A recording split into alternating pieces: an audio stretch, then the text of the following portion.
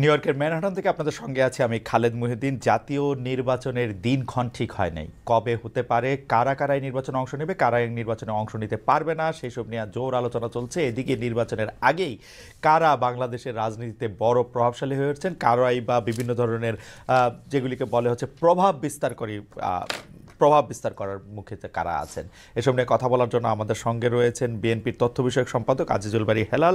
জনাব আজিজুল বারী হেলালের সঙ্গে আমার পরিচয় আজকে কতদিন হবে, 90 সাল থেকে 35 বছর ধরে আমি হেলাল ভাইকে চিনি। হেলাল ভাই, আপনি আমার অগ্রজ এবং আপনি আমার শুভেচ্ছা জানবেন। এসব বললে আবার একটা ভুল মেসেজও যেতে পারে যে আমি হেলাল ভাই একদল করেছে কিনা। না, একদল করি না, কিন্তু আমাদের সময় বিশ্ববিদ্যালয়ের ছাত্র নেতারা আসলে সবার নেতাই ছিলেন, কারণ আমরা সবার কজ একরকমই ছিল।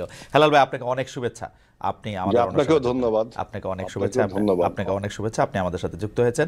আমাদের সাথে আরও রয়েছেন বাংলাদেশ জামায়াতে ইসলামী ঢাকা মহানগরী দক্ষিণের সেক্রেটারি জনাব মোহাম্মদ শফিকুল ইসলাম মাসুদ। তবে জনাব মোহাম্মদ শফিকুল ইসলাম মাসুদের পরিচয় পদ বা পদবি দিয়ে নয়, তিনি বোধহয় এই সময় বাংলাদেশে যাদের কথা মানুষ শুনতে পছন্দ করে, সেই অল্প একদম উপরের দিকের 3-4 জন 5 জন বা 2 জন একজনের অন্যতম, যিনি চমৎকার করে কথা বলেন, যুক্তি দিয়ে কথা বলেন, ভালোবাসা দিয়ে কথা বলেন, মন দিয়ে কথা বলেন, মনন দিয়ে কথা বলেন।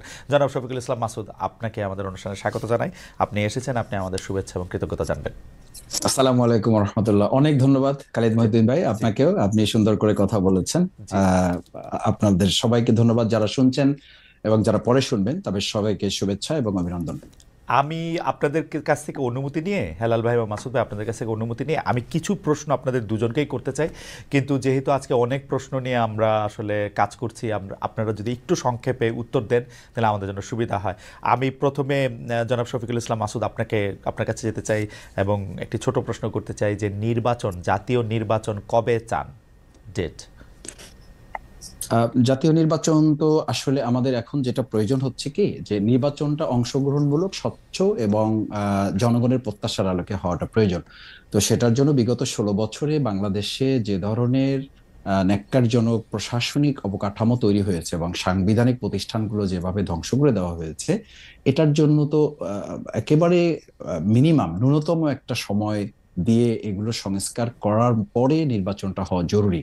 এই জায়গাটা আমি মনে করি যে যৌক্তিক একটা সময় এবং যৌক্তিক সংস্কারগুলো সম্পাদন করে কম সময়ের মধ্যে নির্বাচনটা হওয়া প্রয়োজন। আপনাদের মাথায় কি কোনো ডেট আছে, যে ধরা যাক 2030 সালের সেপ্টেম্বর? আমরা 2030 সাল তো না, এখন তো 2025 চলছে।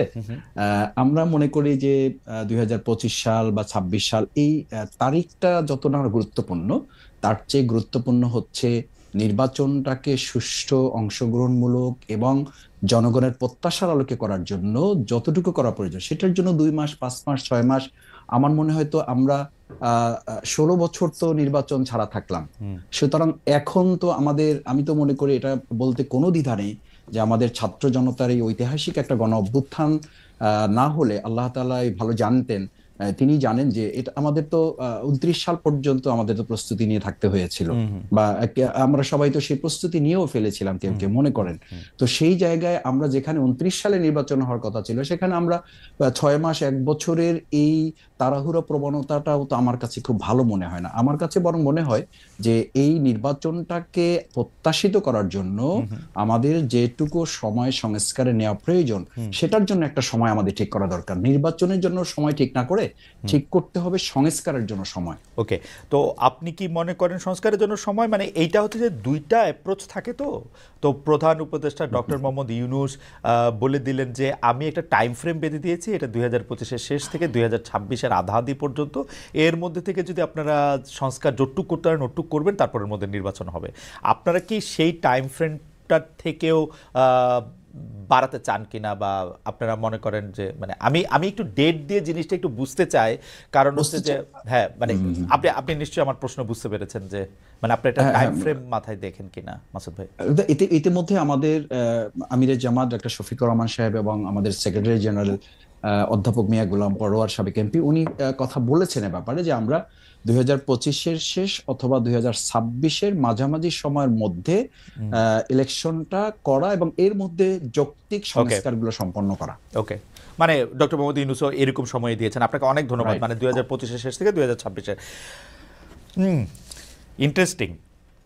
আমরা একটু হেলাল ভাইয়ের কাছে জানতে চাবো যে হেলাল ভাই এতদিন বিএনপি বারবার আমার প্রশ্নের জবাবে মির্জা ফখরুল ইসলাম আলমগীর ছিলেন, মির্জা ফখরুল ইসলাম আলমগীর ছাড়া অন্যান্য সিনিয়র নেতৃবৃন্দ আমার প্রশ্নের জবাবে বারবার বলেছেন যে আমরা একটা যৌক্তিক সময় দিতে চাই, কিন্তু তারপরে ডক্টর মোহাম্মদ ইউনূস ঘোষণা করলেন 2025 ডিসেম্বর থেকে 2026 আধাদি পর্যন্ত, কিন্তু আমরা আবার বিএনপি থেকে শুনতে পেলাম যে অগাস্টে নির্বাচন চান, জুলাই আগস্টে নির্বাচন হতে পারে। আপনি মানে ওইটা কি চাপ রাখার জন্য কথা, নাকি আপনারা কবে মনে করেন নির্বাচনটা আপনাদের করতে চান? দেখেন, বাংলাদেশে এখন সবচেয়ে বেশি রাজনৈতিক একটা অনিশ্চয়তা বিরাজ করছে যে এই সরকারের মেয়াদ আসলে কতদিন। আর আপনি যে কোশ্চেনটা করলেন যে সব নির্বাচন কতদিন পরে হতে পারে, আপনি দেখেছেন যে রাজনৈতিক যে অনিশ্চয়তা এবং রাজনৈতিক যে শূন্যতা তৈরি হয়েছে, এই শূন্যতার মধ্যে অনেক ষড়যন্ত্র এবং প্রতিবিপ্লবী সিনড্রোম আপনারাও দেখেছেন আর জনগণও দেখেছে। এখন এই ষড়যন্ত্র এবং প্রতিবিপ্লবী সিনড্রোমের ফলে সরকারের পারফরমেন্সেরও ঘাটতি দেখা দিচ্ছে। আমি শুধু একটা কথা বলতে চাই, যেহেতু আপনি আমার কথা বলেছেন যে ষড়যন্ত্র দেখতে পাচ্ছে, আমি ষড়যন্ত্র দেখতে পাচ্ছি না, কিন্তু আসলে ষড়যন্ত্র করলে বিএনপি করতেছে এরকম মনে হচ্ছে, সেটা পরে কথা বলবো। না না, আচ্ছা, ওই আপনি দেখেন আমাদের, আপনি ডেটটার কথা বলি যে ডক্টর ইউনূস একটা ধোঁয়াশা সৃষ্টি করলেন ডেট নিয়ে, যে আপনার 2টা ডেট দিলেন, উনি ক্লিয়ার করলেন না, এবং কিভাবে নির্বাচনটা হবে তার একটা পরিষ্কার ধারণাও দিলেন না। আমরা কিন্তু প্রথমে বলেছি যে ন্যূনতম সংস্কার করে, অর্থাৎ নির্বাচন একটি সুষ্ঠু, ফ্রি, ফেয়ার, ক্রেডিবল ইলেকশন করার জন্য যতটুকু সংস্কার প্রয়োজন ততটুকু সংস্কার করে আমরা প্রথমে বলেছিলাম যৌক্তিক সময় যখন আপনারা ডেফিনেশন ছিলেন তখন আমরা বললাম যে অগস্টের মধ্যে নির্বাচন হওয়া সম্ভব, এবং কেন সম্ভব সেটাও বললাম, যে এখন নির্বাচনের যে আপনার ভোটার লিস্টের হালনাগাদ এটা চলছে, এটা হয়তো 1 মাসের মধ্যে শেষ হয়ে যাবে। এখন নির্বাচন কমিশনকে আপনার স্ট্রেনথেন করবার জন্য নির্বাহী বিভাগ ও ল এনফোর্সিং এজেন্সির বিভাগকে যদি আপনি নির্বাচন কমিশনের কাছে ক্ষমতা প্রদান করেন, তাহলে এখন একটা সুষ্ঠু নির্বাচন সম্ভব। কারণ অতীতে 3 মাসে এরকম অন্তর্বর্তীকালীন সরকার আর তত্ত্বাবধায়ক সরকার, যে নামেই ডাকুন, ক্যারেক্টার একই, নিউট্রাল সরকার, অতীতে 3 মাসের মধ্যে নির্বাচন করা সম্ভব হয়েছে। আর আপনি যেটা বলছেন যে আপনি ষড়যন্ত্র বলছেন বিএনপি করছে, দেখেন আমাদের দেশের এই পরিবর্তনকে আমাদের প্রতিবেশী রাষ্ট্র ভারত কিন্তু ভালোভাবে নেয়নি।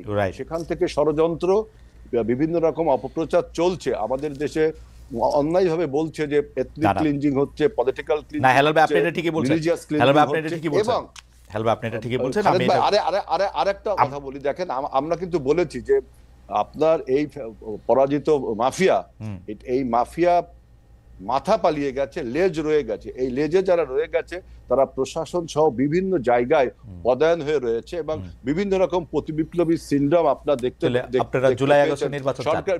সেজন্য আমরা বলছি যতদিন খুব দ্রুত যদি রাজনৈতিক সরকারের কাছে ক্ষমতা হস্তান্তর না হয়, তাহলে আমাদের অভ্যুত্থান ব্যাহত হয়ে যেতে পারে। আমাদের এই অভ্যুত্থান যাতে চেতনা, আমাদের অভ্যুত্থানের চেতনা ছিল কি, একটি রাইট টু ভোট। আমরা এই কথায় আসবো হেলাল ভাই, আপনি জুলাই আগস্টে নির্বাচন চান মানে আপনারা? আমরা প্রথমে যৌক্তিক সময় বলেছিলাম, এখন বলছি জুলাই আগস্টের মধ্যে করতে হবে। এবং ডক্টর ইউনূস সরকারকে বলেছি, আপনি যে 2টা ডেট দিলেন, এই 2টা ডেটে আপনি কিভাবে নির্বাচন করবেন, কি কি সংস্কার করবেন, ডক্টর ইউনূসের দায়িত্ব না, ডক্টর ইউনূসের দায়িত্ব না, এটা নির্বাচন কমিশন বলবে। টাইম ফ্রেম দিয়েছে, আমার এটা বক্তব্য। নির্বাচন কমিশন দেখেন বলেন যে সরকার যখন বলবে তখন তারা নির্বাচন, সরকার বলে দিয়েছে তো, সরকার বলে দিয়েছে তো টাইমটা। এইবার নির্বাচন কমিশন 3 মাস 4 মাস 5 মাস 6 মাস আগে ঠিকই বলবে, আপনারা একটু ধৈর্য ধরেন। নির্বাচন না, এখানে আমরা কিন্তু অধৈর্য ধরছি, আমরা দেশের আপনি এখন অগস্ট মাসে নির্বাচন চান, আমরা একটু মুভ ফরওয়ার্ড করতে না, অগস্টে নির্বাচন চান, অগস্ট মাসে নির্বাচন। এটা বন্যা বর্ষা সবগুলোর মধ্যে, বন্যা বর্ষার মধ্যে কি মানুষ রাজনীতি মিছিল মিটিং করে না?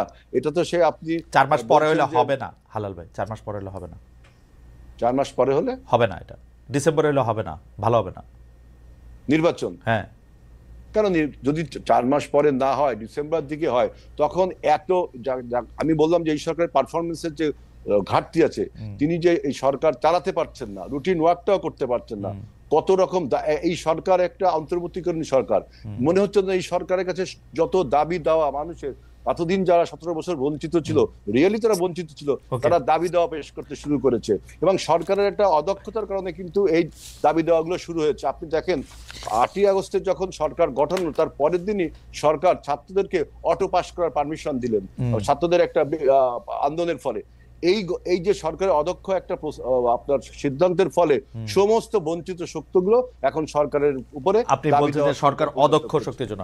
আচ্ছা, আমি সরকারের শক্তি এবং অনভিজ্ঞতা, অদক্ষ এবং অনভিজ্ঞতা, ঠিক আছে, আমি এগুলিতে আসবো পরে। আমার একটু কুইক, আপনার কাছে কি মনে হয় যে আমরা জুলাই আগস্টে যে আন্দোলনের সময় দেখেছি, সেই আন্দোলনের সময়তে শেখ হাসিনা সরকারের উৎখাতের জন্য সবাই একসাথে কাজ করেছে, সবাই Get everything you need to grow online with the Giant Hostinger sale.